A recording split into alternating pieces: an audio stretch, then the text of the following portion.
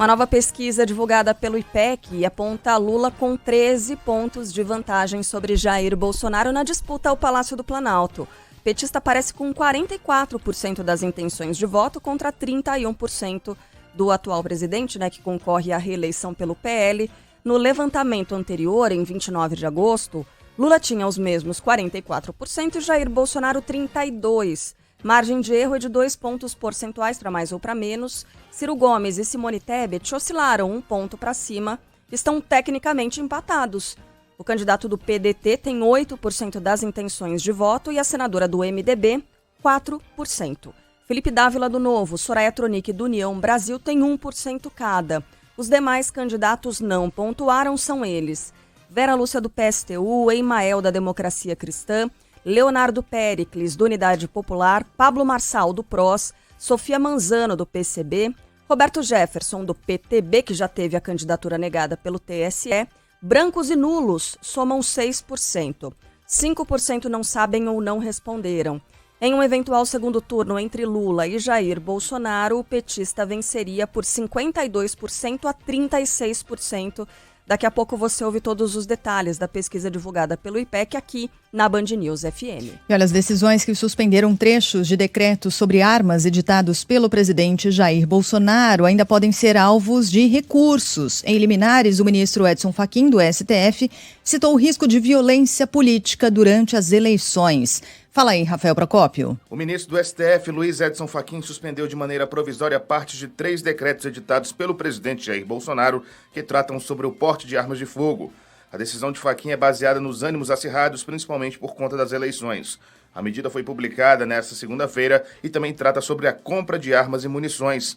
Como justificativa, Fachin usou o risco de violência política crescente desde o início do processo das campanhas. Todos esses decretos suspensos já haviam sido analisados pela Suprema Corte desde 2021, mas estavam parados após um pedido de mais tempo para análise feito pelo ministro Nunes Marques.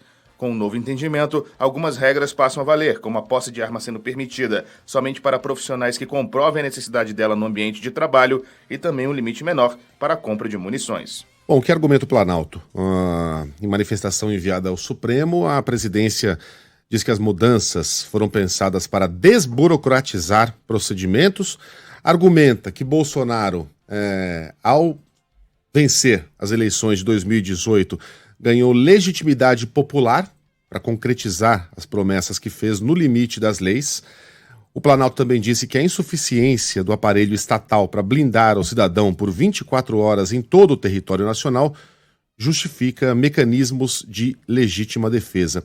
Já Fachin disse que a Constituição condena a privatização dos meios de violência legítima. Lembrando aí que o braço armado do Estado são as polícias e não o próprio cidadão. E disse que a União tem o dever de mitigar os riscos de aumento da violência e que esse controle deve ser exercido também sobre os agentes privados. Voltaremos ao assunto ainda neste noticiário. Falando agora sobre os 200 anos da independência brasileira, o grande símbolo da independência, o Museu do Ipiranga, na zona sul de São Paulo, será reinaugurado hoje à noite. Mas, para o público, a reabertura acontece na quinta-feira. Bruno Capozzi. Depois de ficar mais de 9 anos fechado, o Museu do Ipiranga, em São Paulo, será reaberto hoje em um evento para convidados. O início da cerimônia está previsto para as 7 horas da noite, com uma apresentação da Orquestra Sinfônica da USP. O museu foi reformado com verbas federais e estaduais, além de patrocinadores. Mas o presidente Jair Bolsonaro e o governador do estado, Rodrigo Garcia, não devem participar do evento. A legislação eleitoral proíbe que candidatos compareçam à inauguração de obras públicas nos 3 meses que antecedem o pleito. Já o ex-governador João Dória deve discursar na cerimônia. Amanhã, o Museu do Ipiranga abrirá apenas para familiares dos trabalhadores que atuaram nas obras, estudantes e professores de escolas públicas. Nesta quinta-feira, dia 8, o espaço será aberto para visitantes. Os ingressos para os primeiros dias acabaram em minutos. As obras custaram cerca de 235 milhões de reais. A gente estava aqui no ar, quando acabaram ali os ingressos, o agendamento para esses ingressos em 15 minutos. A abertura foi às 10 da manhã de ontem, 10h15, os nossos ouvintes já falaram, olha, não tem mais ingresso. Não tem mais ingresso para quinta ou não tem mais ingresso para nenhum dia? Não, para esses primeiros dias. O reagendamento ele vai abrindo semanalmente, pelo que eu tinha visto, Daí a gente vê já quando será aberto um novo agendamento para que as pessoas possam ir lá visitar. Eu sei que era até dia 11, né, que estava aberto, e aí nenhum desses dias tem mais horários.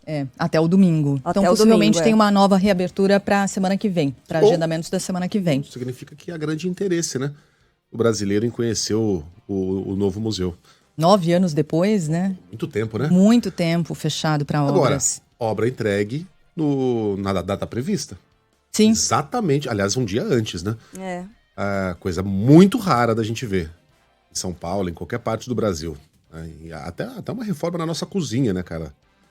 Sai depois do previsto. E o Museu do Ipiranga será entregue exatamente na data em que foi previsto quando as reformas começaram, 200 anos da independência. Vou fazer a chata aqui agora. Mas também, né? Primeiro não tinha como atrasar, né? Bicentenário da independência, se entregar um negócio em novembro, ia pegar muito, muito mal, né? Cabeças iam rolar. Você tem no meio uma pandemia que você precisa paralisar os serviços por um ano. Mas são 9 anos de obras, né? Sim. Mas imagina, nesses 9, 2 quase paralisados, 1 ano e meio, é bastante coisa, né? E na reta final foi já... com muita gordurinha pra queimar, imagino esse tempo, né? O calendário. Mas tá entregue. Ótimo. Não sejamos tão ranzinhos. Não, com certeza, eu tô sendo ranzinza só pra E ser ficou mesmo. lindo, hein, gente? Ficou maravilhoso. Ontem a gente já exibiu algumas dessas imagens. Tem um ouvinte nosso que tem uma vista privilegiada, Megali, do alto de um prédio. Então ele conseguiu acompanhar ao longo de todo o fim de semana os testes sendo realizados, testes de luzes e tal. A gente já está exibindo algumas imagens na nossa live também. Quem quiser acompanhar, tiver no aplicativo, no Bandplay, no site, dá uma corridinha lá no YouTube, que a gente sempre que fala desse assunto mostra essas imagens também. Tá um espetáculo. Por falar em espetáculo, são vários shows, né? A gente vai dando aqui as agendas ao longo do dia, porque são muitas apresentações. Isso. Ele filmou o show de drones. Isso, exatamente. São 200 drones, um show, uma dança dos drones, balé. que haverá o balé dos drones. Formam ali um mapamundi, né? Isso. Em uma das exibições, né? Mas vão formar vários desenhos ali nos céus, na parte alta do Museu do Parque da Independência. Só para... E aí os shows, pronto, a gente vai falando, porque são muitos artistas que se apresentam nesses próximos dias no Parque da Independência, e a gente vai falando ao longo da programação. Ingressos, toda segunda-feira, tá? Então reabre agendamento toda segunda-feira, são 6.000 ingressos por semana, e de fato já não tem mais ingresso até o domingo, agora dia 11, então vai ter de esperar a próxima segunda para a nova reabertura de agendamento de ingressos. Sabe que você falou, o símbolo da independência, me veio na cabeça o quê? O coração do Dom Pedro.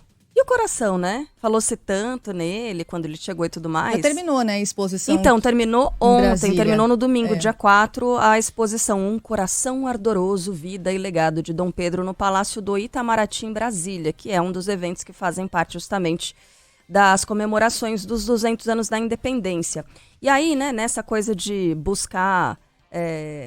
a gente está falando do agendamento do Museu do Ipiranga pela internet. Entrei aqui no que seria o agendamento para essa exposição, que já acabou, tá? Mas só por curiosidade, já que olhar um coração dentro de um pote desperta muita curiosidade na gente, de qualquer forma. Aí eu estava vendo aqui, alguns protocolos para proteção dos espaços e dos objetos de valor histórico e tal. Primeiro deles, não será permitida a entrada de visitantes com bolsas, sacolas, mochilas, bem como bastão de selfie, tripé e equipamentos similares. Dá para entender por quê, né? Não é? Não, com certeza. Não será permitida a entrada de visitantes com alimentos e bebidas. Que nojo, né? Você comer alguma coisa na frente daquele coração também não é legal. Mas mesmo Mas quando vai não... para toda a exposição. Mas é toda a não, com exposição, certeza. não é para É prevenir. vedado o porte de armas, não é para prevenir o... É vedado o porte de armas? É vedado o E a porte nossa de armas. liberdade individual de apontar um canhão pro coração do Dom Pedro? Pro pote, né? Pro pote do Dom Pedro. Explodir aquele pote. Que barbaridade, né? É isso aí. E então, volta para Portugal já nessa semana, né? Aliás, houve muitas negociações. Os portugueses estavam tratando disso com muito cuidado, um baita esquema de segurança e tal, para que o coração fosse emprestado mesmo aqui para o Brasil, mas já está de volta, né? Deve voltar para Porto, Gente, em Portugal. Essa semana. É bizarro. É bizarro. Então quem viu, quem não viu, sinto muito, acabou no domingo. Mas Essa é um exposição. episódio que a gente vai lembrar agora, como... Eu nunca vi em parte nenhuma do mundo um coração receber honras de chefes de Estado. Aliás, essa é a questão. A questão não é a existência do coração. Embora isso também seja meio esquisito, né? Um coração já meio escangalhado ali, preservado no formal, mas não totalmente preservado, acinzentado lá, bem inchado. Não tem nada do Dom Pedro ali. Nada. Uma coisa é você preservar, sei lá, o cérebro do Albert Einstein, as mãos do Oscar Monsanta, quando o Oscar foi embora, sei lá. Não tem nada de Dom Pedro ali naquele coração. Aquilo era uma víscera que bombeava o sangue pelas veias do imperador. Não tem representatividade nenhuma. E você oferecer honras de chefe de Estado... mas e as múmias do Egito? As múmias do Egito, gente, aquilo serve como uma curiosidade histórica de você saber como é que os corpos eram preservados e guardados naquela época, como que era o funeral de um faraó. Não é só uma curiosidade pelo corpo em si, pelo cadáver em si, mas de qualquer maneira aquilo é um corpo inteiro, não um órgão interno de uma pessoa. E tá lá, e as pessoas é que vão visitar, né? E nunca se soube de o Brasil oferecendo honras de chefe de Estado para uma múmia, né? Então, acho que a questão tá toda aí. Depende do ponto de vista. Depende do que você considera uma múmia. Vamos em frente? Bora nessa. O plenário virtual do STF começa a analisar na sexta-feira a decisão de Luiz Roberto Barroso, que suspendeu o piso nacional da enfermagem. Ontem já muitas discussões a esse respeito, hoje ainda mais porque tem reunião com o presidente do Senado, né, Rodrigo Pacheco. Natália Pazzi traz mais informações pra gente. Após suspender temporariamente a efetivação do piso salarial da enfermagem, o ministro Luiz Roberto Barroso discutirá a decisão nesta terça-feira com o presidente do Senado, Rodrigo Pacheco. A ideia é buscar uma conciliação jurídica, já que o assunto foi judicializado. Assim, Pacheco quer ouvir sugestões de Barroso para a fonte de recursos que pode viabilizar o piso. Nos bastidores do Congresso foi ventilada a possibilidade de pressionar pelo andamento do projeto que limita o poder de ministros do Supremo Tribunal Federal e do Superior Tribunal de Justiça de tomarem decisões monocráticas. Parlamentares também cobram uma audiência com Barroso para tratar do assunto junto com representantes da categoria. No Congresso, deputados e senadores ainda podem derrubar o veto de Bolsonaro à possibilidade de saque do saldo não utilizado do Vale Alimentação. Tem mais de Brasília, agora com Adriano Oliveira. O presidente Jair Bolsonaro veta o saque em dinheiro do saldo restante do auxílio alimentação após 60 dias. No texto aprovado no Congresso, no início de agosto, o dispositivo foi retirado, mas foi incluída a possibilidade de o trabalhador sacar o saldo não utilizado ao final de 2 meses. A medida provisória editada pelo governo em março determinava que o auxílio alimentação não poderia ser usado para nenhum outro gasto que não seja compra de comida. Pelo texto aprovado, os valores deverão ser utilizados para o pagamento de refeições. As regras que mudam o auxílio foram sancionadas na segunda-feira com outros vetos, como, por exemplo, o trecho que determinava a restituição às centrais sindicais de contribuições não repassadas a esses órgãos pela União. O endividamento das famílias volta a bater recorde e atinge 79% dos lares brasileiros. Os dados são da Confederação Nacional do Comércio. Segundo a entidade, a alta é de 1 ponto percentual em relação a julho e de 6 pontos na comparação com agosto do ano passado. O levantamento inclui dívidas com cartão de crédito, cheque especial, carnê de loja, crédito consignado, empréstimos, prestação de carro e de casa.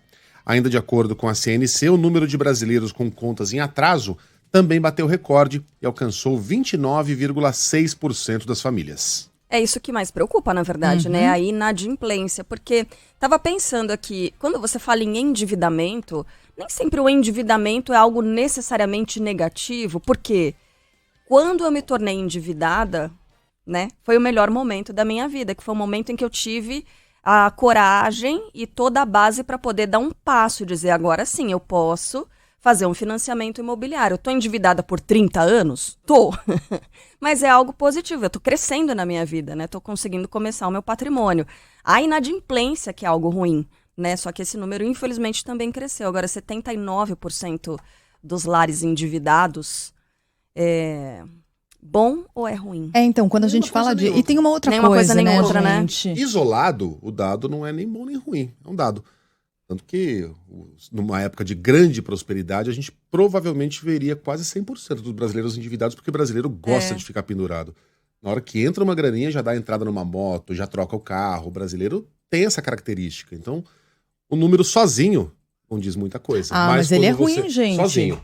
quando combinado com a inadimplência e com o atual momento do país, aí sim, Claro, claramente é um número claro. ruim. Mas alguém endividado, a tendência, pelo menos, é de consumir menos. Se você consome menos, você produz menos, gera menos emprego. É uma cadeia, né? O endividamento Mas você está Pode ser. consumindo. reduz o consumo, Mas você está consumindo. A dívida é um consumo. assumindo novas dívidas. Mas, em geral, se você tem uma dívida, um acúmulo de dívidas, você vai cortar parte do consumo, né? Se você tem ali nenhuma dívida, a tendência é de que você vá consumir. Mas eu entendo o ponto. Bens menores. Você está falando isso no plano macroeconômico.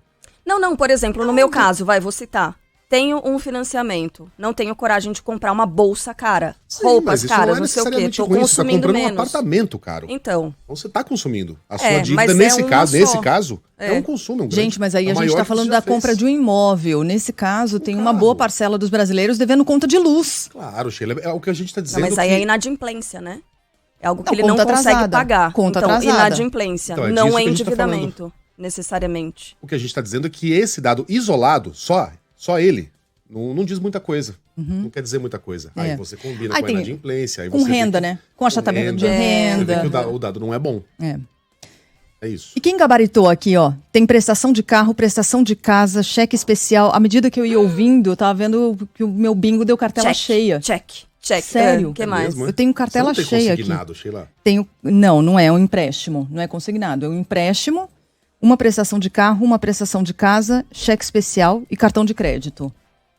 Deu quase cartela cheia. Você está devendo cartão de crédito? Aham. Você pagou o mínimo no mês passado? Não, mas eu tenho uma dívida ainda para os próximos meses, né? Esse é o endividamento. mesmo, Sheila? Sim. Eu não tenho nenhum aqui. Nada? Nada. Parabéns. Ele ganha bem. Ele não falou esses dias? Não, Ele ganha muito melhor que o Ele ganha Flávio muito Bolsonaro. melhor. Não, eu Muito sou- menor. Eu só sou mais CDF. Sabe o dobro do teto constitucional? Triplex que chama? Então, esse é o Megali, é lá que ele tá. Tá bom. Vamos falar de caminhoneiros? Voltar, o Bora. prazo para o cadastro de caminhoneiros autônomos que pretendem receber o auxílio criado pelo governo é prorrogado. E a gente tem informação chegando agora com o Ângelo Sfaier.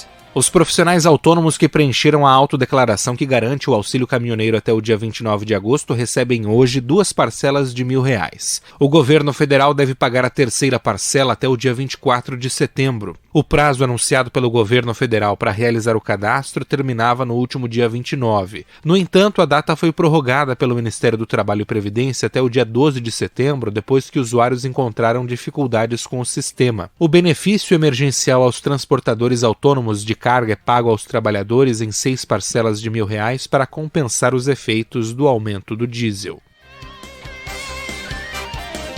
Com baixa adesão, o Ministério da Saúde decide prorrogar a campanha de vacinação contra a poliomielite, né? Diante dessa baixa adesão de vacinação. A expectativa é de que o prazo, que se encerraria na próxima sexta-feira agora, seja estendido até o dia 30 de setembro. Até agora, como é que a gente está? Somente 34% das crianças de 1 a 4 anos de idade tomaram a vacina que previne contra a paralisia infantil, que é bastante assustador. Está muito abaixo da meta. A meta é imunizar 95% do público-alvo. A gente sempre reforça aqui o recado para pais, para mães, avós, tios, tias, responsáveis pela criançada.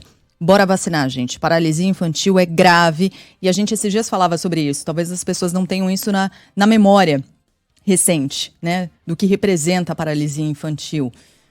Do histórico que já houve da doença aqui no Brasil, das criancinhas vítimas de paralisia infantil e como a vacina protege. É uma vacina tão simples, né? E triste que a gente veja um percentual tão baixo de 34% de crianças vacinadas. 2 gotinhas, né? 2 vacina Rapidinho, super né? segura. Pois é. O único lado negativo é o gostinho amargo da vacina. Mas isso dura 2 segundos, tem gente que até gosta. E vale a pena para os mais jovens, para os pais mais jovens, ir até o Google e buscar algumas imagens, vídeos, textos sobre a paralisia infantil para que a gente, como sociedade, entenda o horror de que a gente se livrou em 1994, data em que essa doença foi erradicada aqui no Brasil. Não queremos esse horror de volta. Os PMs acusados de envolvimento na morte do jovem Gabriel, no Rio Grande do Sul, são denunciados. Jean Costa. O Ministério Público do Rio Grande do Sul denunciou os 3 policiais militares que estão presos por serem suspeitos de envolvimento no assassinato de Gabriel Marques Cavalheiro, de 18 anos. O jovem desapareceu após uma abordagem em São Gabriel no dia 12 de agosto. Eles vão responder por homicídio triplamente qualificado, meio cruel e motivo fútil. Gabriel Marques Cavalheiro, de 18 anos, desapareceu em 12 de agosto e o corpo foi encontrado dias após, submerso em um açude na região de Lavapé, em São Gabriel.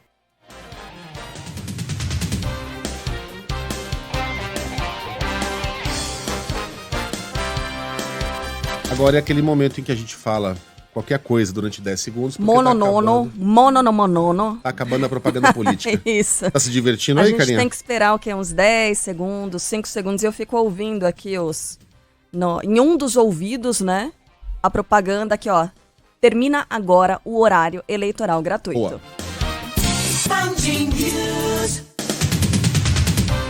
Ufa! Em cima da linha. Ufa! Aê! Caramba, que alívio. Terminou a propaganda eleitoral gratuita. Foi legal hoje? Foi muito legal. Teve Posso boas imaginar. propostas? Nossa Senhora. Houve bons debates? E tem gente que não manda. Aí fica assim, horário destinado para a propaganda eleitoral gratuita. Horário destinado para... Tem gente que não manda os spots, né, os políticos. E aí fica prazo, aquele branco. Né? Tem o prazo. Você não pode deixar sem nada tocando. E aí eles têm que colocar esse aviso. Destinado a uma propaganda eleitoral gratuita. Jingles bons, você ouviu aí ou não? Não, ouvir por jingles? enquanto não. Mas tem umas releituras aqui de cada clássico, né? Da música brasileira, é maravilhoso. Faz tempo que não surge um jingle muito marcante, né? Tirando do meu, muito obrigada, né? O mais recente do Troféu Mulher Imprensa, né? O jingle mais conhecido hoje é de 84, que é o do Emael, né? Não conseguiu superar esse até hoje. Ou será que tem jingles bons circulando por aí? Mande a sua mensagem, porque a gente, sinceramente, não consegue ouvir. Giga mandou a mensagem dele. De manhã. Simplesmente porque estamos no ar. Enquanto você está ouvindo a propaganda gratuita, você poderia estar ouvindo notícia. Você poderia estar ouvindo debates muito acalorados, porque nós estamos das 7 às 7h25 no YouTube, nas redes sociais da Band News FM, no aplicativo Band Play, assim como do meio-dia ao meio-dia 25, Eduardo Oineg, a Débora Alfano, o Fábio França também fazem a mesma coisa. Então, se você não quer ficar ouvindo político falando bem dele mesmo, e falando muito mal do outro, você pode acompanhar notícia de verdade conosco, está convidadíssimo. Já tem muita gente conosco, né, Sheila? A audiência crescente, o pessoal está se acostumando com essa nova maneira de ouvir rádio. Bom, Sheila Magalhães está por aqui, todo mundo já se manifestou, Carla Bigato está por aqui. Buongiorno. Não queremos perder tempo, temos muito a tratar. Vamos falar de pesquisa. Jair Bolsonaro oscila 1 ponto para baixo e Lula se mantém estável em mais uma pesquisa IPEC sobre a corrida à presidência da República. No primeiro turno, o petista aparece com 44% das intenções de voto contra 31% do presidente. É uma diferença de 13 pontos. No levantamento anterior, divulgado há uma semana, Lula tinha os mesmos 44% e Jair Bolsonaro 32%. A margem de erro é de 2 pontos percentuais para mais ou para menos. Ciro Gomes, do PDT, variou de 7% para 8%. E Simone Tebet, do MDB, passou de 3% para 4%. Os dois estão tecnicamente empatados. Soraya Tronic, do União Brasil, e Felipe Dávila, do Novo, surgem com 1% cada. Não pontuaram Roberto Jefferson, do PTB, que teve a candidatura negada pelo TSE, Vera Lúcia, do PSTU, Emael, da Democracia Cristã, Leonardo Péricles, do União Popular, Pablo Marçal, do PROS e Sofia Manzano, do PCB. Brancos e nulos totalizam 6% e 5% não sabem ou não responderam. Na pesquisa espontânea, quando os nomes dos candidatos não são informados, Lula oscilou 2 pontos para cima e Bolsonaro variou 1 ponto para baixo. O petista tem 42% das intenções de voto contra 30% do presidente que concorre à reeleição pelo PL. Na semana passada, Lula tinha 40% e Bolsonaro 31%. Ciro Gomes passou de 4% para 5% e Simone Tebet se manteve com 2%. Brancos e nulos oscilaram de 9% para 7% e não sabem ou não responderam de 14% para 13%. E só uma ponderação aqui, Leonardo Péricles, do Unidade Popular. No recorte por regiões, Bolsonaro oscilou 2 pontos para baixo no Nordeste. Tem 23% contra 56% de Lula. No Norte e Centro-Oeste, o presidente se manteve com 40 e o petista caiu 5 pontos, de 40 para 35. No Sudeste, Lula passou de 39% para 41% e Bolsonaro caiu de 33% para 30%. No Sul, o presidente cresceu 5 pontos, de 34% para 39%, e Lula subiu 3 pontos, de 36% para 39%. Os dois estão numericamente empatados. Outros recortes aqui. Entre os evangélicos, a gente sabe que é um público-alvo do presidente da República. Jair Bolsonaro oscilou de 48% para 46%.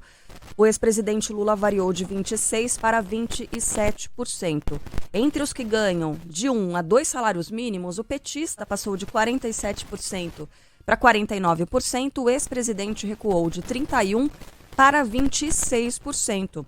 Entre os que ganham entre 2 e 5 salários mínimos, Jair Bolsonaro tem 40%, cresceu 3 pontos em relação à pesquisa anterior. E Lula caiu 5 pontos, passando de 39% para 34%. E entre as mulheres, o petista se manteve com 45% das intenções de voto. O presidente Jair Bolsonaro recuou de 29% para 26%. Aí, num eventual segundo turno, Lula venceria Bolsonaro por 52% a 36%. No levantamento da semana passada, o petista tinha 50% e o atual presidente 37%.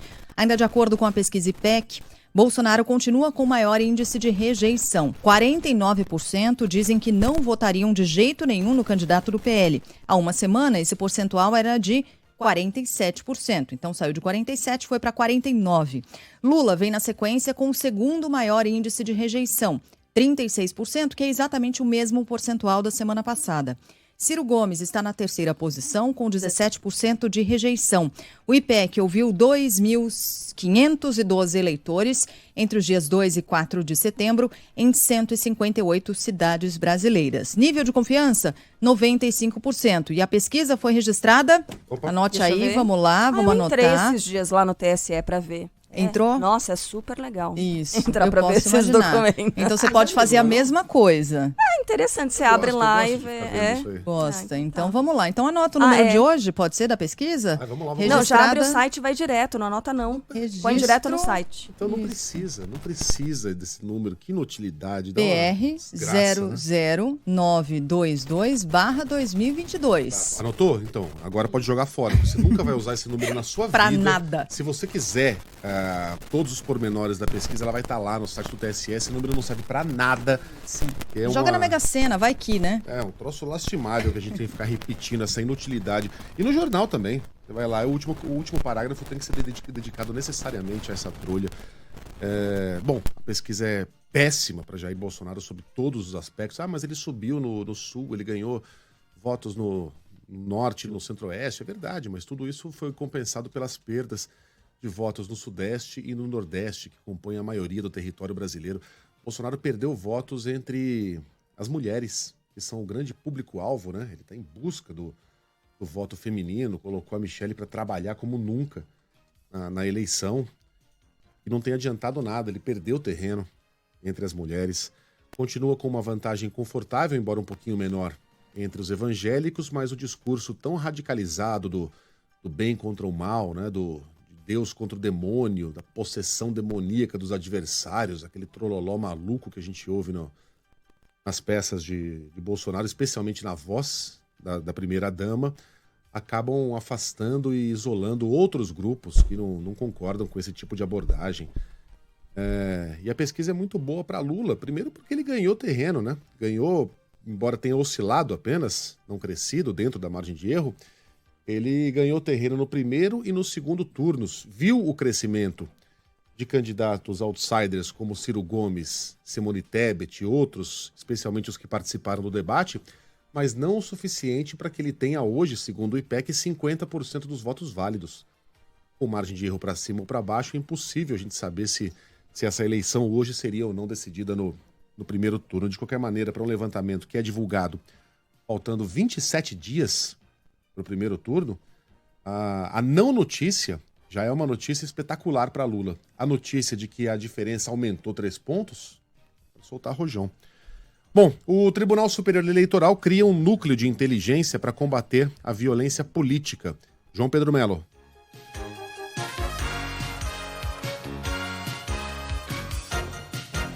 Diante de uma preocupação com o cenário da eleição de 2022, o Tribunal Superior Eleitoral criou um núcleo de inteligência voltado ao enfrentamento da violência política no pleito eleitoral.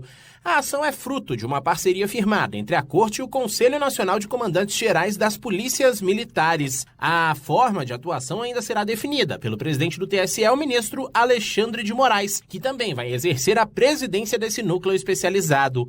O advogado especialista em direito eleitoral, Alberto Rolo, aponta que a medida pretende dar mais transparência ao TSE, sem que seja necessário depender de órgãos ligados ao Poder Executivo. É lógico que o Brasil tem outros órgãos de inteligência, outros órgãos de segurança, mas praticamente todos eles dependentes do Poder Executivo, né? Polícia Federal, Forças Armadas.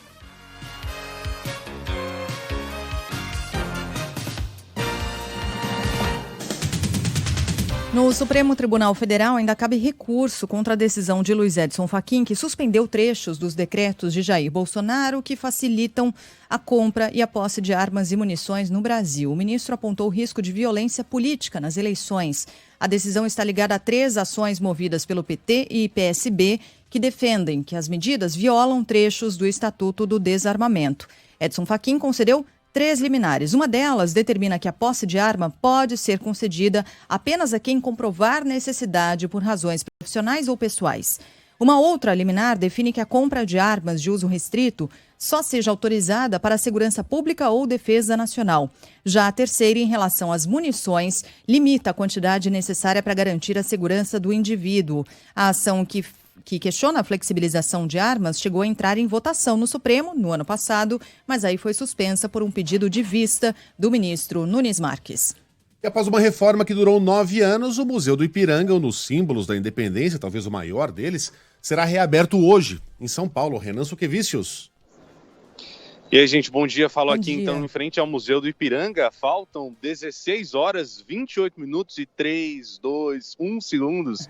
Eu consigo ver aqui um contador que foi instalado exatamente na entrada do Museu do Ipiranga, na Zona Sul de São Paulo, para essa reabertura, que foi antecipada para hoje, dia 6, até por questões políticas. Aí esse dia 7 está sendo usado por muitas pessoas com essa visão política, foi antecipada então essa reabertura para algumas pessoas hoje, para patrocinadores, pessoas envolvidas na organização. Amanhã a abertura vai ser especial para os trabalhadores aqui da obra e também para as famílias deles e também alunos de escolas municipais e estaduais, 200 alunos que vão participar dessa abertura. E a partir do dia 8, portanto, começa a abertura geral para o público em geral, paulistanos, paulistas, turistas que estiverem em São Paulo, só que os ingressos já estão esgotados, não há mais ingressos disponíveis. Embora seja de graça, é preciso fazer a reserva antecipadamente. E não tem mais ingressos, pelo menos até o dia 11. Depois do dia 11, aí sim, há esses ingressos.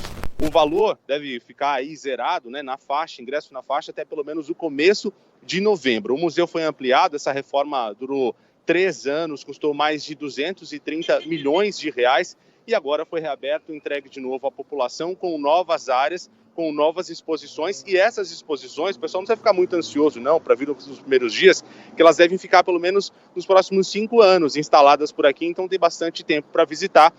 Quem perdeu, não conseguiu ingresso para visitar o museu, vai poder acompanhar uma programação de shows. Esses shows vão acontecer aqui nesses 4 dias, né? A partir do dia 8, serão vários dias com programação de shows com muitos artistas brasileiros para celebrar essa independência do Brasil. 16 horas, então o relógio aí não está marcando o momento em que começa a cerimônia, né? Está marcando a meia-noite. Né? Ele está na contagem regressiva para meia-noite, então para o começo do 7 de setembro. Aí sim dá certo. Bom, vamos na expectativa aqui, Renan. Faltam 16 horas, 26 minutos. É porque estava marcado para o dia 7, né, Megali? E aí acho que esqueceram de combinar com o relógio, né? Tá errado esse relógio, tá? Porque se faltam 16 horas e 26 minutos, portanto, ele está nos informando que ele vai zerar... Certo, meia-noite. Meia-noite. Não, aí seriam 22 minutos. 16 e meia. Não, agora são 7h38. 7h38, mais 12, 7h38 da noite. 8, 9, 10, 11, meia-noite. Tá certo. Não, os minutos estão errados, são 7h39. Daqui a 16 horas vai ser 11h39 da noite, mais 26, Isso aí vai zerar lá pela 00:04, mais ou menos. Não é um horário que faz muito sentido. Nós não tem a menor sentido. condição de fazer uma conta de matemática às 7h39. Tamo junto, viu, Renan? E eu acho o seguinte, gente, 9 anos depois, você fica me contando os minutos, Luiz Megali? Mas os caras vão entregar a obra do prazo certinho, bonitinho, colocam um relógio, nem pra colocar o relógio pra zerar no horário certo. Poxa vida.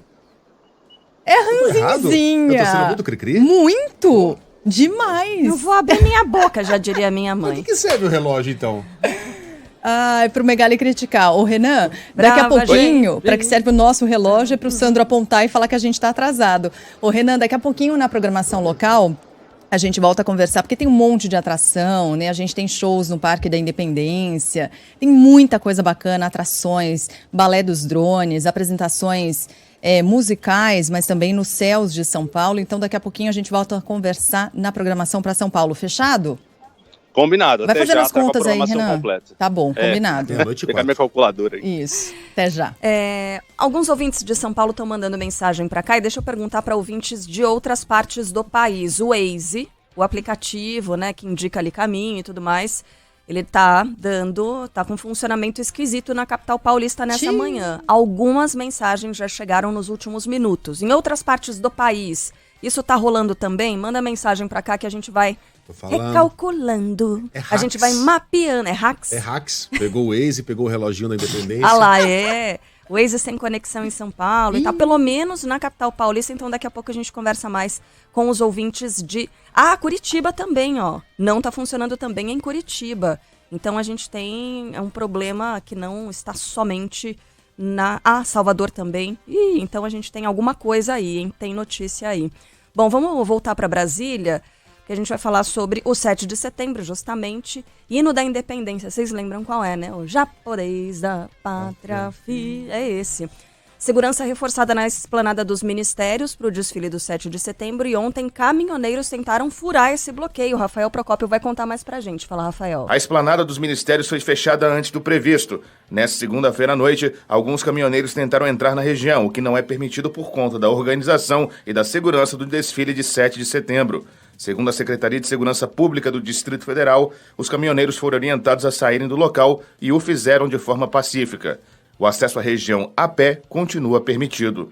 No ano passado, na mesma data, diversos manifestantes com e sem caminhões permaneceram por dias antes e depois do 7 de setembro na esplanada dos ministérios, com invasão no perímetro de segurança sendo feita na noite do dia 6. Fato negado pela Polícia Militar da capital do país. Bom, aconteça o que acontecer nas manifestações pró-Bolsonaro, não haverá uma antítese, não haverá uma grande manifestação nenhuma da esquerda para competir com esses protestos de amanhã. Os partidos que formam a coalizão do candidato e ex-presidente Lula optaram por não ir às ruas no dia 7 de setembro, inclusive esvaziaram a tradicional manifestação do Grito dos Excluídos, né, que ocorre desde 1995, porque entendem que a manifestação oficial do 7 de setembro está sendo instrumentalizada e turbinada pelo governo e que não seria uma ideia lá muito inteligente, que poderia inclusive gerar conflitos desnecessários, você colocar muita gente nas ruas gritando o oposto. Então, os protestos de esquerda para comemorar o 7 de setembro, ou na esteira do 7 de setembro,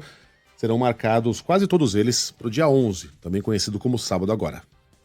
Bom, é isso. Deixa eu só falar aqui dos nossos ouvintes. Gente do Brasil inteiro falando sobre o Waze, tá? Muita, e acabou de chegar mensagem. A mensagem do nosso amigo do EV, falando, nosso colega jornalista Everaldo Marques, falando justamente sobre uma pane mundial. Pelo jeito tem gente em todo o planeta se queixando do aplicativo agora. Ele falou, olha, eu tenho amigos em Portugal que também estão dizendo que tá bugado por lá. Então, provavelmente é uma falha, um bug mundial do Waze nesse momento. Já atualizações a esse respeito. Sabe o que o motorista do aplicativo toma para ficar fortão? O Waze Protein? O Waze Protein.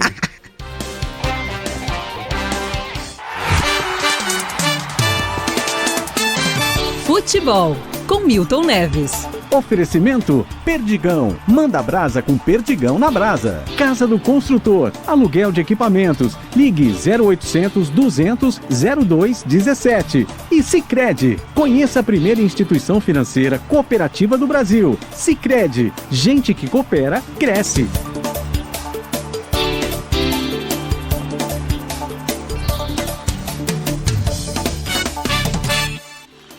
Fala, Milton, bom dia. Muito bem, meu caro Megali, Carla Bigato, Oi. bom dia, meus amigos da Band News FM. E a Sheila Magalhães, hein? Passou lá em Londres, foi lá no número 10 da rua 15 de Piracicaba, com a Avenida Paulista, perto da Brigadeiro Luiz Antônio, e pronto. Ela passou lá e já sumiu. Assumiu primeira-ministra também da Inglaterra. Agora ontem o Santos deu vexame e hoje tem um jogo de arrebentar, hein? Bem, gente, então o Santos ontem foi um vexame. O Lisca doido, coitado, não tem culpa. O Santos tem um elenco pobre, né? Temos um grande goleiro, João Paulo, mas realmente não tem jeito. Agora, o que o goleiro do Goiás jogou ontem, esse bobão aqui, eu tô falando há mais de 2 anos. O nome dele não é nem Tadeu mais, o apelido dele de Araraquara na Ferroviária era Tadeus. E ele tá segurando tudo, ele fez 5 milagres ontem na Vila Belmiro. Mas o Santos perdeu em casa de 2-1. Pelo amor de Deus, uma vergonha. O Pedro Raul joga muita bola, hein? Fez gol, etc e tal. Mas o Tadeu foi o melhor em campo. Mas hoje é Libertadores da América, né? Então o Atlético Paranaense vai receber o Palmeiras. Olha, o Palmeiras joga em casa contra o Atlético Paranaense e desfalcado do Filipão. Porque sem ele lá no banco de reservas, ou na casa-mata, como dizem os gaúchos, psicologicamente vai ficar caidaço o time do Atlético Paranaense. Então eu tô, mesmo jogando pelo empate, para mim vai ser 2-0 pro Palmeiras. Como eu sou muito pé frio, o pessoal lá de Curitiba, a Europeia, capital do Paraná, pode comemorar então. Grande abraço para vocês e até amanhã! Correção, eu tô achando que hoje é segunda-feira. Dia 11 não é sábado, dia 11 é domingo. E os protestos citados aqui vão acontecer no sábado. Portanto, dia 10. Valeu quem escreveu.